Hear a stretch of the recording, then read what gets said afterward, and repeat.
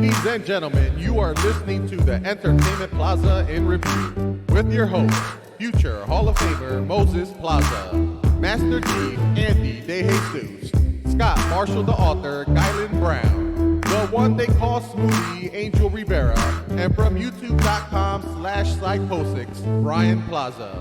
This is the Entertainment Plaza in Review.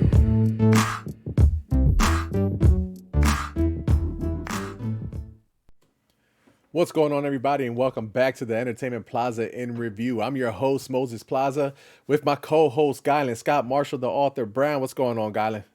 What's going on? How you doing? I'm doing good, man. It's been a minute since we've been on here. You know, life kind of been kicking us in the ass. Well, at least for me, you know, everything's I hear breaking that. left and right in my house, and I had to take care of that before we can do some more podcasts. But our second co-host, Andy Master Chief De Jesus, what's going on? Not much, man. Not much, not much. So today we are bringing you another movie. It was chosen by Guylan. It's called Predestination. I'm gonna throw this over to Guylan real quick. But first, I want to tell you a little bit about Predestination. In short, Predestination is about an impossible situation created by time travel. Um, we'll leave it at that because I don't want to spoil too much right away because we're going to let Guylan take the lead on this one.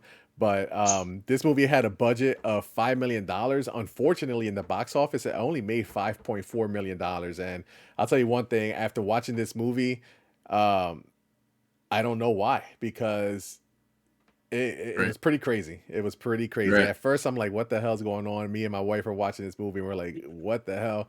By the end of this movie, my mind was literally blown.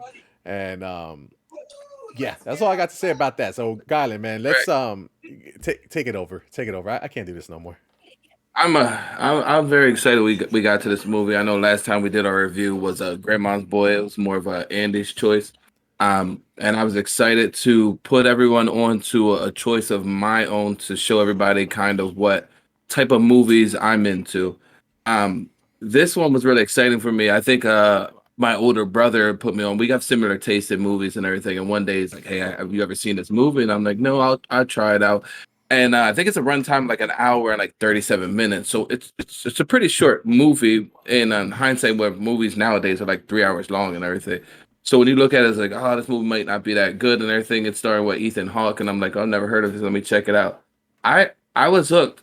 I'm watching the movie, wondering where it's gonna go, and going into it, I knew nothing of any premise of the movie. I didn't know any time travel, no nothing like that. I just watched the movie and I'm watching it, and as it just kept going, I was just like, like what? And I'm just keep on saying what, and it's one of those movies that you watch, and as the movie goes on, it just keeps on dropping bombs on you, and you just realize what's happening, and then you realize something else happened, and you realize what by the end of the movie, you're just to me, I'm just amazed by the whole thing and how they brought it all together in the end. And to me, it's one of those movies like what is the Leonardo DiCaprio movie, The Dream Joint? Oh, Inception. yeah, Yeah, Inception. Inception. Inception. So like that type of movie is to me is my type of movie. I don't know if I mentioned that last time, but this one is has that feel with a mystery that unravels itself throughout the movie. Of course, it was my pick, so I love the movie. It seems like from the intro, Mo enjoyed the movie as well. What are your thoughts on it, Andy? First, it was like a slow burn at first. I was like, man, what's going Right. on? It started out Mm-hmm. slow, but then as things kept unwinding and more of the story kept coming along, I kind of figured out what kind of movie it was going to be. Like it was all going to explain itself towards the end, almost like a Tenet and Inception, like you said. Yeah, So it kept me definitely. intrigued. But like you said, going into the movie, I had no idea what the movie was about. Like I've heard about it, but I didn't know it was a time travel. And it's it's a wild movie, dude. It's so wild. Yeah, What about it's you, Mo? Like watching it, what was some thoughts that popped in your head while you watched it? well, at first I was like, all right, so it had a decent cast, Ethan Hawke, obviously we know him from the Disney Plus Training show. Day.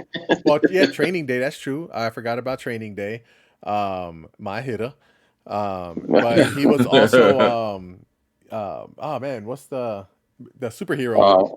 Moon Knight. It was a Yeah, Moon he was Knight. Moon Knight. He was in Moon Knight, and it was a pretty good Oh show as well. yeah. So, I've heard of Ethan Hawke. Great actor.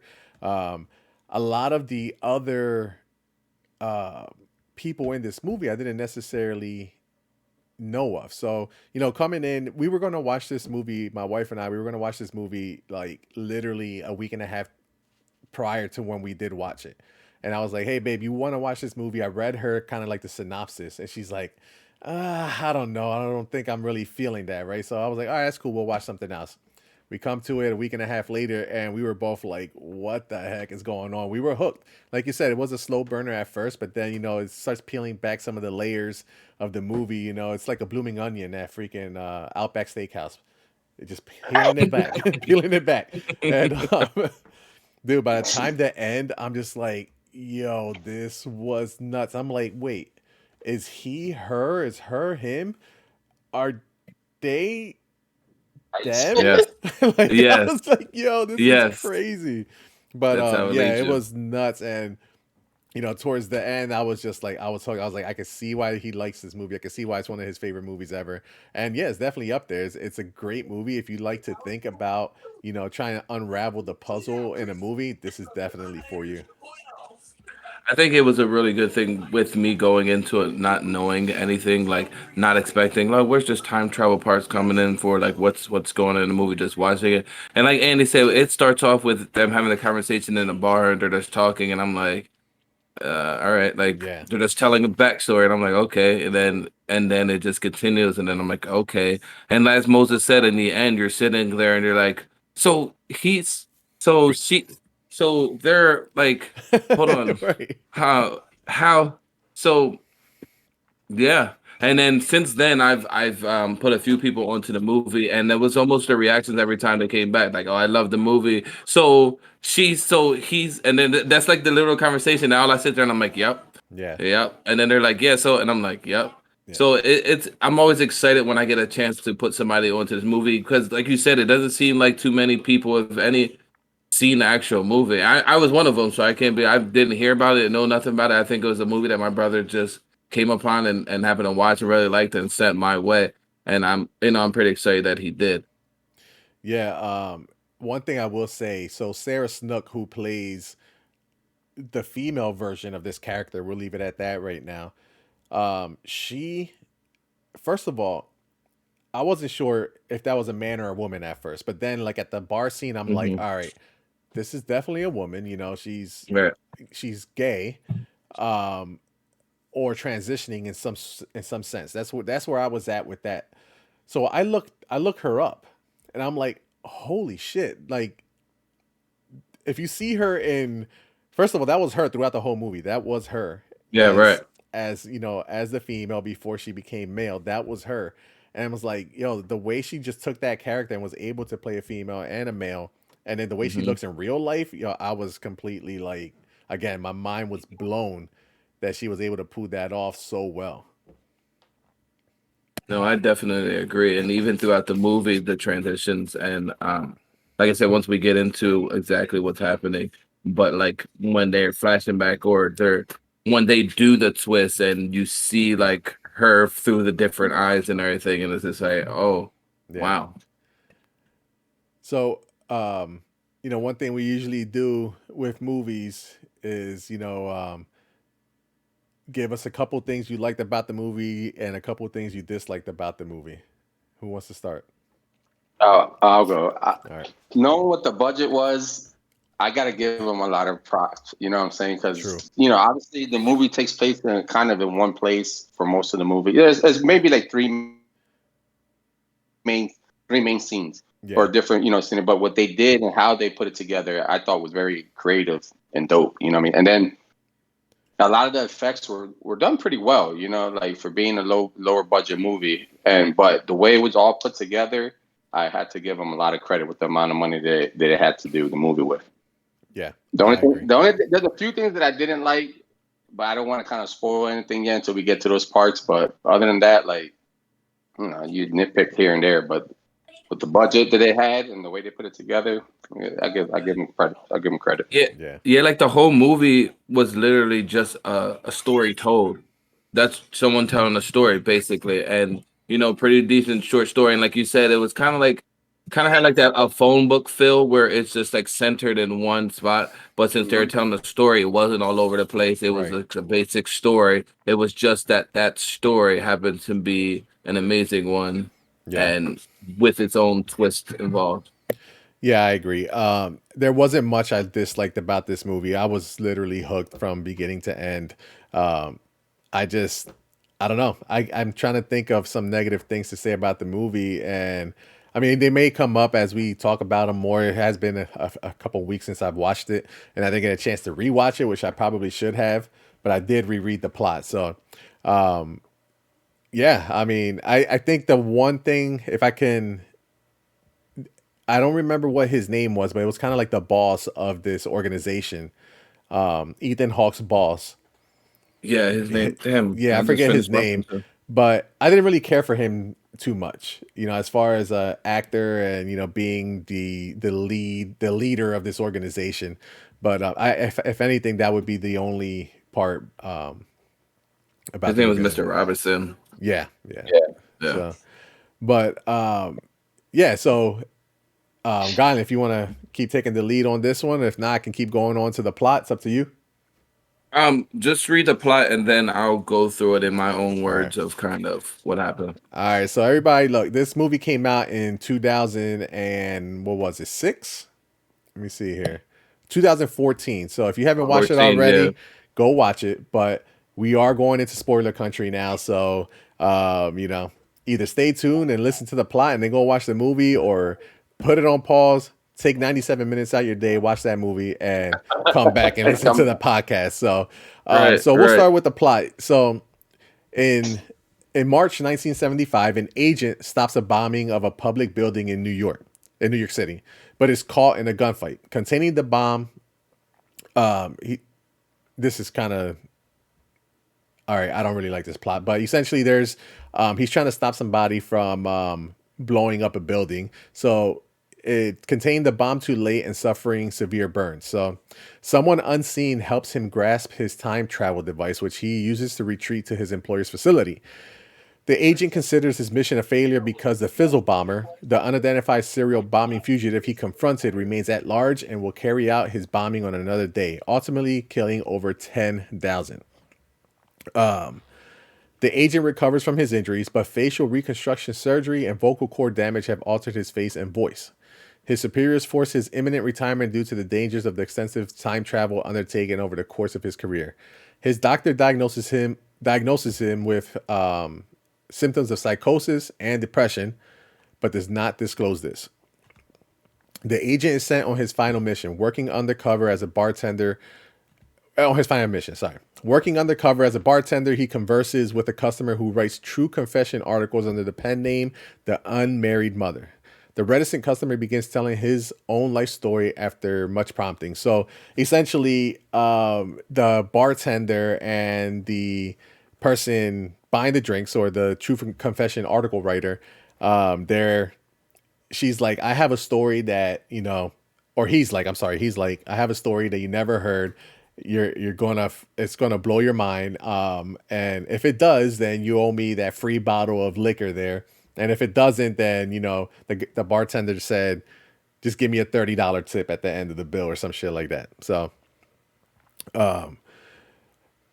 So basically, the the patron, born female, the customer grew up as Jane in a Cleveland orphanage. Why she went to the orphanage, we're going to find out real soon. It was freaking crazy. Superior in intellect and physical strength, but plain in appearance, Jane suffered as an unloved outcast and was never adopted. A lot of those scenes I actually really liked, in the orphanage where she's beating up the other girls, and then, later in Right. life she does the same thing. Hmm. These qualities, however, led a man named Robertson to recruit her for Space Corp, a space flight organization seeking young women as R&R companions for male astronauts. And again, guys, you can stop me at any time if you want to talk about any of this. During Jane's aptitude testing, a physical examination revealed an undiscovered disqualifying medical condition. Keeping this a secret, Robertson rejected Jane under the pretense while promising to reenlist her. In 1963, Jane fell in love with a man by a chance encounter, and at this point, we don't see this man with whom she fell in love with. Briefly finding happiness before the man deserted her one day. Robertson finally revealed to Jane that Space Corp was a front to recruit elite operatives with no family ties for a secret government agency. But Jane became disqualified again due to being pregnant by her lover. Again, just wait for the twist. While performing a cesarean section, doctors discovered Jane was intersex. As a result of a forced hysterectomy due to birth complications, Jane underwent gender reassignment through an ordeal of extensive surgeries. So basically, what happened was she had both parts, right? So Yes. she gets pregnant by this mystery lover. She has the baby, but because all kind of crazy stuff went wrong, they had to decide, all right, well, if we save her, she's not going to have all the female reproductive organs anymore. We're going to make her a man. She will be a man now. And so that's why she's the man. She's, the man at the bar Yeah, now. the parts still worked, and that's what they could do. They had another choice, Right. but to give her male parts that worked. Correct. So amidst all this, her baby was abducted by an unidentified man. So now we have two unidentified men. We have her lover and then the kidnapper of her baby. Resenting her lover for ruining her life, Jane adopted the name of John and eventually moved to New York City. The agent offers John the chance to take revenge on his lover scot-free. So basically, now we have Jane and the barkeep.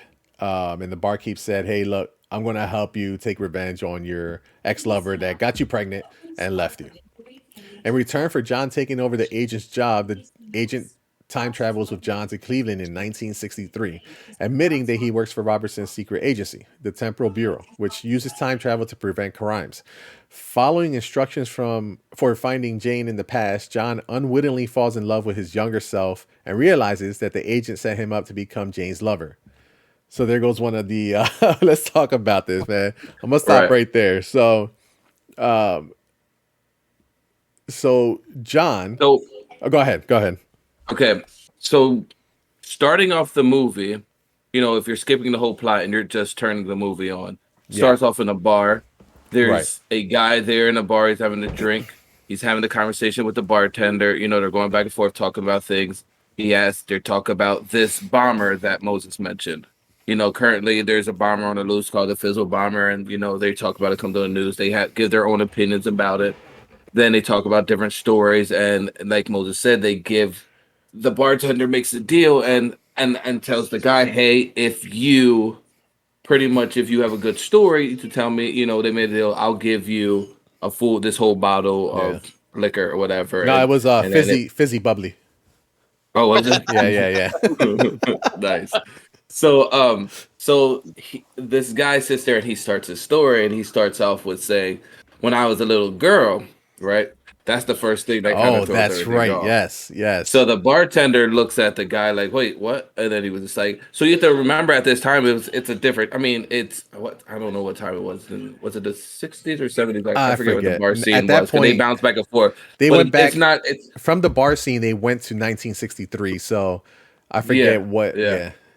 So so the thing about that was, it's not a nowadays movie where, like, if that movie happened right now and it happened, no one's gonna bat an eye, because it was like, when I was a little girl, that might be normal. So it's a normal thing, occurrence now. At that time, it was not. So it starts the story, and already he caught the bartender's attention. Yeah. With starting off with that whole thing. So with that being said, when he said, when I started a little girl, it goes into the whole movie. So getting up to the point where she grows up, she's an outcast in the orphanage because she's different from everybody else. She gets in a lot of fights with the girls because she's different and everything. She's never been sick, oddly enough. She's really smart. She aced like all her schooling and everything, physics, math, and everything. She gets no one adopts her. So she ends up going and growing up and getting a crappy job, and then she comes across these magazines where she notices the what the thing's called, the writings that home writings where people write in and Oh everything. yeah, the articles. Yeah. Yeah. So in the beginning, he ended up mentioning at the bar that that was his old job. He used to write those things, and the bartender happened to read them and realized who it was. I think it was an unmarried widow or unmarried mother or something like that. Yeah. Was like Your the mother. name of the thing. Yeah. So with that whole story, like fast forward to her going, she tries out for this job. They do the little she gets a what's it called? Physical. They turn her down for the job. She's upset, blah blah blah. She gets pregnant. She finds this mystery guy who she's in love with, and the thing is she's never been with a guy before because she's different and she's saying she's just never been in that situation. So when she found this guy, fell in love with him, it was everything to her.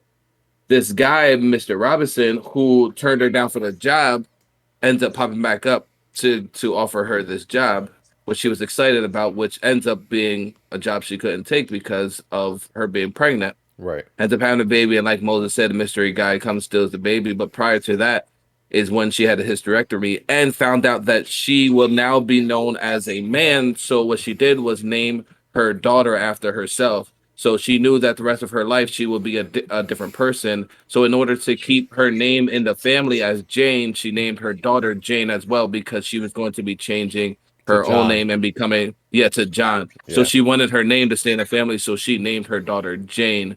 And then at that point is when the baby got kidnapped by that mystery Yeah. gentleman. I thought that part. I rewatched it. And I thought that part was pretty clever how they threw that in there. Yeah. So Um, go ahead. Keep and going. then shortly after then is she got a word from the doctors that said that she was no longer she's still telling the story in the bar to the bartender and everything. And she was like, hey, um at that point I found out that I was no longer shooting blanks. Like Yeah. she was a full Yeah. blown man. Like Yep. she could have Yep. have kids and everything and all that stuff. And then the story continued on and she pretty much ended the story.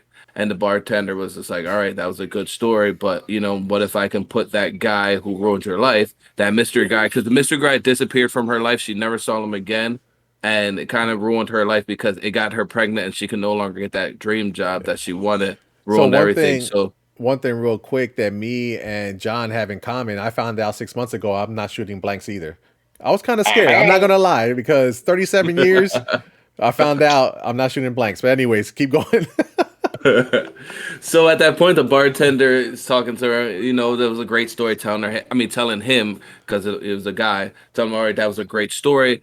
Hey, what if I can put that guy in front of you that ruined your life? So he's there like there's no possible way because I'm just talking to a stranger randomly about what happened in my past, and then so at that point it's kind of when the movie took a little turn, a little twist. Yeah. Oh, we lost. Sorry, Are no, you that was still there? me. Okay, I thought we lost Yeah, your yeah, yeah. your. No, no, no. So for Gotcha. there, that's when I was interested because at that point there was no way that this bartender should even know who the person is that's random in a bar, and then took him and was like, "All right, come into the basement. I can show you the guy who ruined your life, and if I put this guy in front of you, would you kill him?" Like I can put him in front of you. Would you kill him, the guy that ruined your life, if I put him in front of you? And the dude was like, "Yes, I would." And then that's when we go down the rabbit hole. Yeah. So let me. I think one thing that would be good, and I don't know if you guys agree. Let's kind of like give the spoiler out now, right? Because I think that'll allow people to understand this movie a little bit better than we got John, Right. we have Jane. Hmm. Jane, John used to be Jane, and then we have Jane's daughter or John's daughter, who's Jane.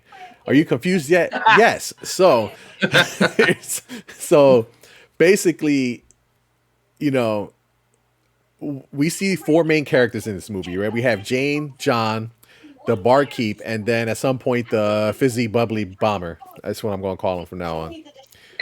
The spoiler is that they are all the same person from different times. So that's the big spoiler that by the end of the And the movie, baby. and the baby is Yes. the same person. So Hmm. so you went on to say about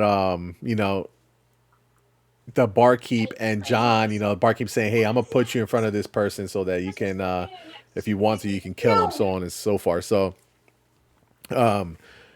let's see here. Where was I with the? But anyways, your feelings now up to this point, Andy. Your feelings on the movie. So where the Guylan got to is where the movie kind of starts with the time travel. So that's what we learn about time travel. At first, we're just hearing the story and getting on with like what's going on and like it bringing the character to life.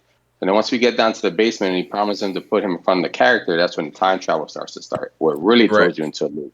Yeah. Right. So they travel back to, I mean, and when they're in the bars in 1970, I think they travel back to 63, a Three, I couple think. years. Yeah, Yeah. three. Yeah. So where they're telling the story in the bar, it kind of leads to the scene where she meets the guy, and that's where she kind of like you start to realize, oh, this Yeah. person might be actually be the same person, and that's where the story starts to take a turn, and then you're starting to realize that okay, one of these two are might be the bomber, Yeah. because the whole time we're looking for this bomber throughout the whole movie, you're trying to figure out who the guy or who's the fizzle bomber is. So that's where after we leave the bar, that's where we get into with the time travel and looking in to see who is the actual like bomber. Yeah, so that was literally the part two where they didn't show his face when she falls in love with him. She's in night school or something like that. I'm like, that has to be the bomber. That has to be.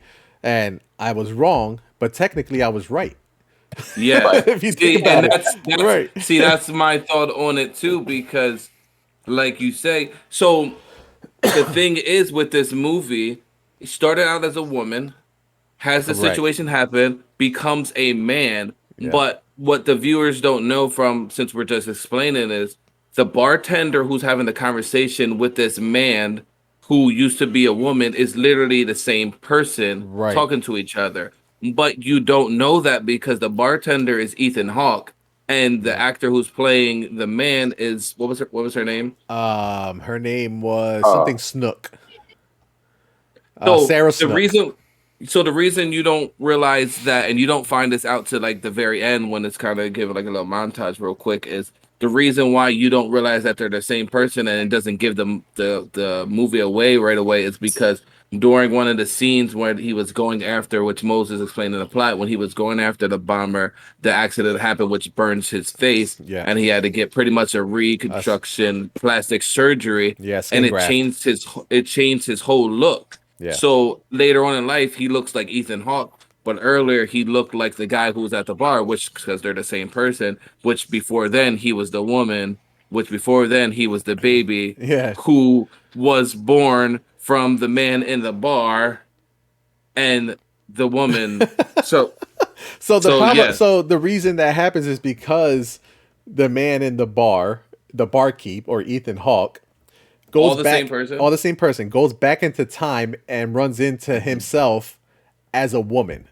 So John, who is Jane, this is whoever's listening to this, I am so sorry. Like, Watch the movie. yeah, yeah. So I did find an article on the website's called thisisbarry.com. They do an amazing job explaining the whole movie. yes. So He, you saw he that? breaks it down. Yes, That's what yes. I'm reading right now. He breaks it down. That's how I understood the movie Right. because I watched it twice and I was so lost, but Yeah. then it all makes sense as he broke it down and it all makes sense. But like you said, he goes back into time and he falls in love with himself. So that Yeah. whole love story that she had was her meeting herself but not knowing that, Exactly. since she looked different like a man, Hmm. Yeah, that's but why they got along in so time well. He looking like he a man. does yeah, he looking like a man. But in time he does realize this. So Yes, essentially he has a baby with himself.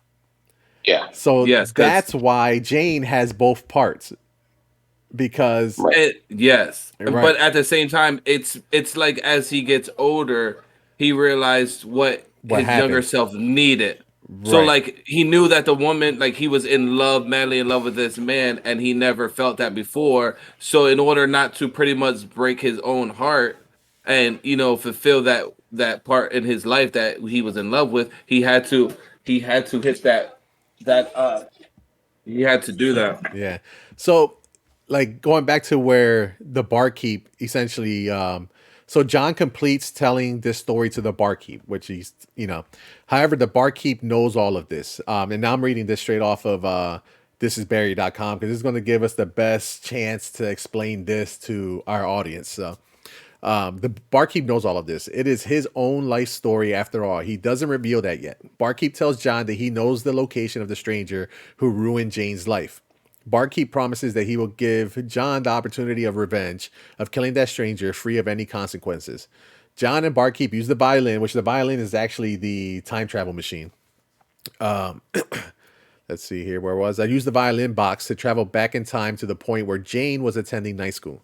John equips himself with a gun and goes looking for the stranger, but bumps into Jane, which is himself prior to the sex change. Not sex change, but prior to the doctors choosing to The hysterectomy. Yeah, the hysterectomy. Right. Yeah. John soon realizes that he is that stranger. He falls in love with Jane and has sex with her. Yes, folks. This is Barry's things. Yes, folks. The male self goes back in time when he was female and has sex with him/herself. We now know another one of those things that is apparently possible in this universe of the film. So. Hold on, before we continue. Yeah. Can I ask you a question? No, I wouldn't have sex with myself. If this situation happened and you became a woman and you walking down the street, you like, damn, I was mad sexy, man. I'm a chick now, and I've always wanted to figure what this felt like, so why not myself? Look, I'm not saying I would. About it's self pleasure. And people don't cry about self pleasure now, and all it is self pleasure, and people don't have a problem with that. So if you think about it, that's just So literally right quick. Before you got onto Discord, we were waiting for you to go on, and Andy and I we were like, "Yo, this is a weird ass movie." And we both were like, no wonder Guylan likes this. We were like, he'd be the first one to go back. He'll stay in that loop for like 60 years. Yeah. I don't like that. Oh, man. Oh, man. But yes. So I wouldn't say I would, but I'm not saying I wouldn't. You know what I'm saying? Leaving it open. Okay. Leaving it open. But all right, so on thisisbarry.com, it goes back to the bomb diffusal scene again. So while all of this is happening, Barkeep quietly slips out and goes forward to 1970 to the event of the bomb defusal, the first scene of the movie. Barkeep arrives to notice the fizzle bomber placing the bomb. They get into a gunfight, then into a fist fight. Barkeep gets his ass handed to him and faints. He wakes up just in time to see John's face getting burnt trying to defuse the bomb. Barkeep helps John with the violin box. The fizzle bomber escapes. So kind of takes you back to the beginning of the movie. And now you're seeing, all right, he's helping himself escape, essentially. So at this point, the barkeep also steals the baby. So the barkeep, and again, a barkeep, we're saying barkeep because we need to differentiate from all four of the same person. So, yeah. Right. So, yes, right. Barkeep is Ethan Hunt at this point, or after the skin graft. So Ethan Hunt was from Mission Impossible. Yeah. Fictional character and real life person, slightly Anyways, different. Right? Ethan. Yeah, he was, and I've actually been watching Mission Impossible. I already watched the first. That's why it's in your head. You call him Ethan Hunt, and his name's Ethan Hawke. Oh yeah. That's what I'm saying. Ethan Hawke, my bad. Yeah, about that. Oh man, so that's funny. Right. So Barkeep heads to the time when Jane has given birth. Mr. Robinson joins him there. It is shown that he too has a little violin box of his own and can travel through time. He seems to head the temporal bureau. Barkeep steals Jane's baby and travels back to 1945 with the baby he abandons. He abandons the baby at the orphanage. So he steals himself from himself to start his own life to become himself. Correct. So Ethan Hawke steals Jane's baby, who is also Jane. Yes. And takes Jane to the orphanage, which we see in the beginning of the movie. So it's nuts. That part was freaking crazy. So at this point, this is when we find out the baby is Jane. So not only does the male from a future time has sex with his past girl self, The baby born as a result is the origin of him/herself too. Yes. This also explains why the baby will grow up with both sex organs. So that's essentially your predestination and bootstrap paradox right there. So Jane/John is a self-created entity because the he from a future time has sex with the she from a past time. So yo, Okay. this is crazy, dude. I'm just like I actually really do want to watch this movie again. So the barkeep finally reveals his identity to John. So once Barkeep leaves the baby, he returns to the time John and Jane are still together. He signals for John. They're sitting like on a little bench there. John leaves Jane waiting on the bench. Barkeep tells John that they need to leave this time and travel forward. At this point, Barkeep tells John that he too is John from a future time with a different face. However, in the movie, this portion is disclosed only in the end. Barkeep and John travel forward to 1985. Barkeep meets Mr. Robertson and leaves John to recover there and travels back to 1975 for retirement. By now, Barkeep has made an audio recording for John to hear and follow. Barkeep heads off to 1975 just before the New York event date. Anything else we got to say from this point on? I'm just watching it. Like when you hear the story from John talking about when he was Jane, and you hear, and it goes through the whole play. So when they go back in time and the parts start to unravel, and you now get to see the scenes that they kind of just camera angled out when you couldn't see John, then I'm like, oh, like it was great to see or hear the story again, but from the different version. So when he set her down and walked away, at that point in Jane's life, that was like pretty much the biggest thing that hurt her, crushed her whole life and everything. Right. And you did still at that point, you have yet to get to see John, the guy. So then when they switched over and he was actually living the moment and you got to see it from the other point, I was just like, this is crazy.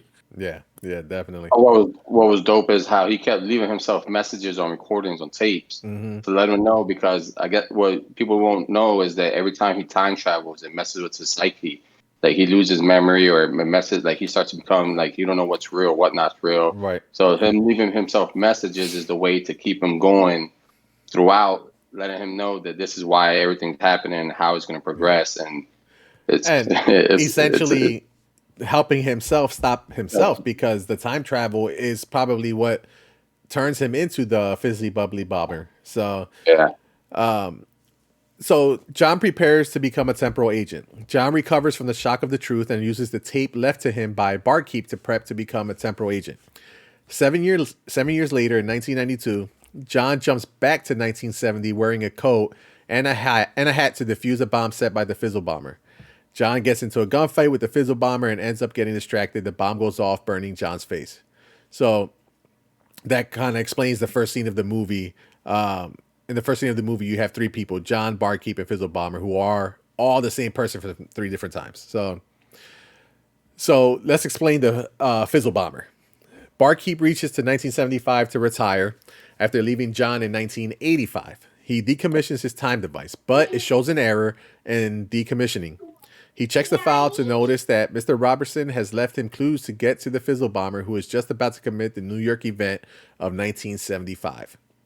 He heads to the laundromat where the Fizzle Bomber is. When Barkeep reaches the laundromat, he encounters the Fizzle Bomber. The Fizzle Bomber is the Barkeep from a future time. Barkeep has been basically chasing his own self from a future time. The time leaps have caused Barkeep to grow maniacal, like Andy mentioned, and turn into the Fizzle Bomber. In the focus of stopping terror attacks, he's been killing innocents. Barkeep kills the Fizzle Bomber. However, Barkeep does not report the time device, which he's unable to decommission. And then that's kind of the end of the movie. So essentially, like I said, he was going a little crazy. So the reason this bomber came to fruition was because he thought, because since he didn't decommission himself, he was going to prevent all that stuff from happening by killing people. Right. So if you kill the people that could have caused the damage, he thought he was preventing the stuff, but he was actually causing more damage than Correct. he was helping. But was he though? So like when he finds his future self, because he said, parts like getting dementia and everything from traveling, but at the same time, when he found his future self, and he's like, "Yo, you're just been killing everybody. Like, what's going on?" And he was like, "Listen, I've been saving people," and he breaks out this notebook of newspaper articles from future times that he prevented. So what he's saying is, listen, I've been going to the future. This happened. I went in the past and I stopped it. You don't know about it because I stopped it. Like, I've been doing more good than I've been doing bad. You just don't know about it because I've been preventing these things. So it kind of like to him, like he was doing the right thing in the future Like that type that thing. quote is like, "Will you do a little evil for a greater good?" Yeah. In a sense, you know what I mean? So it's like, Yeah. Yeah. So so yeah, that's true. it's tough. You know what I mean? So the one And thing then that they go ahead. no, go ahead. So one thing they do mention in this article is does the barkeep become the fizzle bomber? And it says barkeep does not report the time device which he's unable to decommission. This indicates that he continues to use the device. Again, continues to get more and more maniacal. Time jumps are indicative to have an effect on the mind. Let's not forget about the fact that every other event in this story is predestined to happen. This should be no exception to the rule. It only makes sense that Barkeep grows old to become the insane fizzle bomber. So, Right, and because it, and it's he met, it's just going to continue to happen. Like this is yeah. an event that it's a time loop that will never end. Essentially, Yeah. Right. So Mr. Robinson actually makes that statement about the snake eating its own tail. Like that's what the whole thing, and that's at the point where he goes and he kidnaps the baby in order to start his own life to become where he's at in order to do the whole thing. But at the same time, with that question, the Fizzle Bomber, which is him older in life, he's said to him like, "Listen, you're just going to become me. The only way to not become me is to not kill me, because if you kill me, that's when you become me." But in Ethan Hawke's mind is, I've been searching for this guy all my life. I can't let this guy go and kill. He's about to kill like 10,000 people and everything, and I can't let it go because this has been my life journey. So he's just like, "Oh, I already know I'm not going to become you." But he was like, "Oh, well, the second you kill me, this is what started. This is pretty much what I did and everything." And he went down the same road. He yeah, just went right down the same rabbit hole. Yeah, like Right. it's just like, so it just left them, like you said, as something that kind of just is predestined. It left itself in the same loop. Like, yeah. Another thing this article asks is, has the New York incident been stopped? And it says, well, it looks like it has, but then again, predestination, right? This event has already happened. Barkeep's killing the fizzle bomber doesn't necessarily mean that the bombing has been stopped. An older fizzle bomber may have been killed by Barkeep. A younger fizzle bomber who is not as lost could be responsible for the New York event. After all, the fizzle bomber also has the ability to travel through time as he pleases. We would like to stick to the theory that the New York event happens. So, which makes sense, you know? My whole thing, I really enjoy the movie because I like to get into time travel movies and time travel theories and paradox. Like the grandfather time travel paradox is kind of one of the things that you see often, and I'm not Yeah. so sure if you're all familiar with the whole grandfather paradox situation. So the paradox with the grandfather time travel paradox is a situation where guy has kid has a kid, he has a grandson and everything.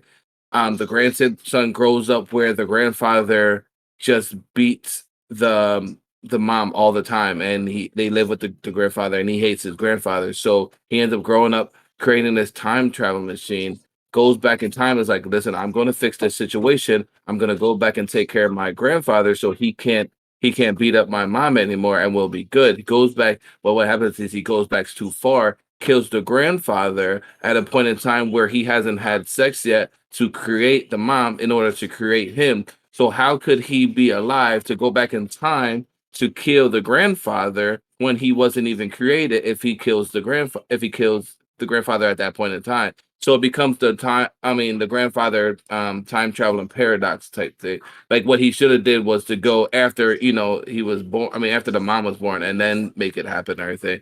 But in the situation, he went too far. So went that's where too the far. paradox, yeah, that's where the paradox with this, because they always have all, different paradox with time traveling where sometimes it splits off and creates a different thing, or if you're still in the same same timeline and everything. So I always like to see time traveling movies and see what type of paradox or what type of time traveling it becomes, because you can also go into like the Marvel movies, and when at the end where they do the traveling back in time to fix different stuff, and they explain that time travel branches off every time you fix stuff. So the different paradoxes that different movies come with the time travel is one thing that always catches my eye when I watch a different movie with it.